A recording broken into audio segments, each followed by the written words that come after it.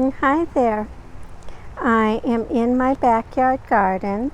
I'm reading from the Bible. Today I'm reading from the book of Exodus, chapter number 4.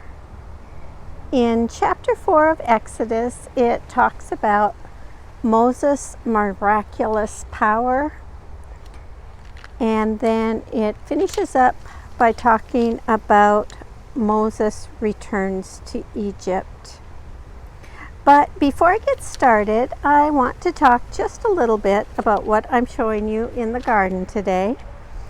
Today I'm showing you sunchoke flowers. In the last few days, the sunchokes have just burst into bloom. There are so many flowers. It's making the bees and the beneficial insects very happy to find these sunchoke flowers. Okay, enough about the garden. Back to Bible reading. Today I'm reading from the book of Exodus, chapter number 4. The reading begins. Then Moses answered, "But suppose they did not believe me or listen to me, but say, 'The Lord did not appear to you.' The Lord said to him, 'What is that in your hand?' He said, 'A staff.' And he said, 'Throw it on the ground.' So he threw the staff on the ground, and it became a snake, and Moses drew back from it. Then the Lord said to Moses, 'Reach out your hand and seize it by the tail.' So he reached out his hand and grasped it, and it became a staff in his hand, so that they may believe that the Lord, the God of their ancestors, the God of Abraham, the God of Isaac, and the God of Jacob, has appeared to you." Again, the Lord said to him, "Put your hand inside your cloak." He put his hand into his cloak, and when he took it out, his hand was leprous, as white as snow. Then God said, "Put your hand back into your cloak." So he put his hand back into his cloak, and when he took it out, it was restored, like the rest of his body. If they will not believe you or heed the first sign, they may believe the second sign.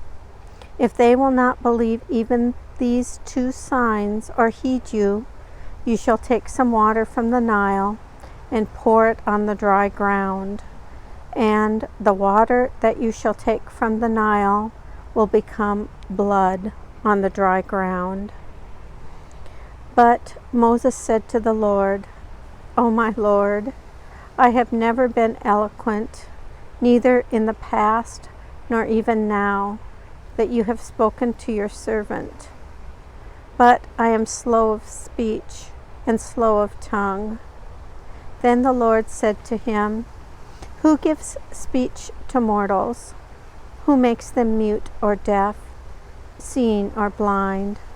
Is it not I, the Lord? Now go, and I will be with your mouth and teach you what you are to speak."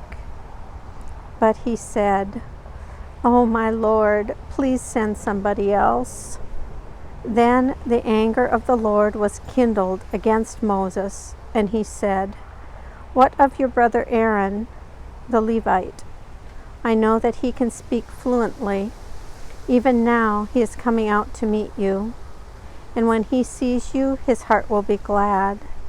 You shall speak to him and put the words in his mouth, and I will be with your mouth and with his mouth, and will teach you what you shall do. He indeed shall speak for you to the people.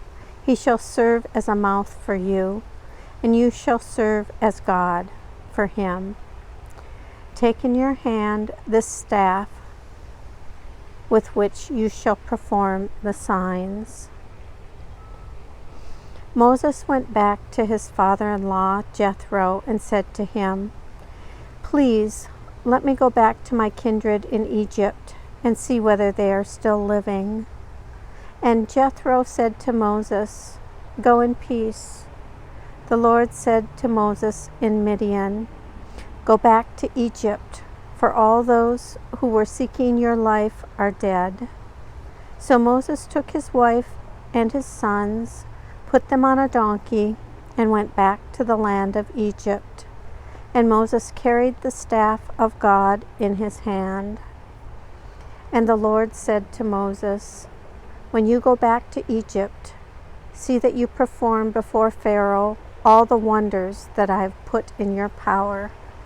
But I will harden his heart, so that he will not let the people go. Then you shall say to Pharaoh, 'Thus says the Lord, Israel is my firstborn son. I said to you, let my son go, that he may worship me. But you refused to let him go. Now I will kill your firstborn son.' On the way, at a place where they spent the night, the Lord met him and tried to kill him.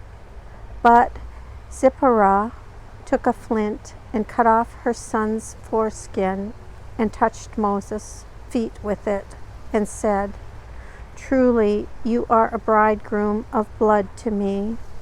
So he let him alone. It was then she said, 'A bridegroom of blood by circumcision.' The Lord said to Aaron, 'Go into the wilderness to meet Moses.'